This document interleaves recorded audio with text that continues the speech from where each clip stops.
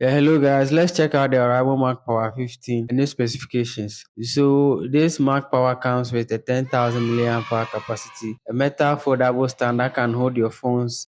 It costs 300 Ghana cedis on the Ramo eShop. When you use my discount code Kwame Fortune, you get up to 5% discount on this device and all Ramo products. With a 3-second power press, you can activate the wireless charger, and also with 3 times long press, you can deactivate the wireless. And this device can also be used to charge devices both wired and wirelessly at the same time. So it helps with multitasking. And Oraimo also marketed this device to be very durable, and it can also power your machine for a very long time. So let's check them out. So the green power button indicates wireless charging enabled, and this device also has a USB port of which you can use to charge any other devices that support USB-A. It also has a Type-C in and out port. So the Type-C in and out port simply means one can be used to charge the power bank, and another one can be used to charge any other Type-C device simultaneously. So the metal foldable stand allows you to use it as a phone stand, whether in portrait or landscape mode. So according to Oraimo, it also prevents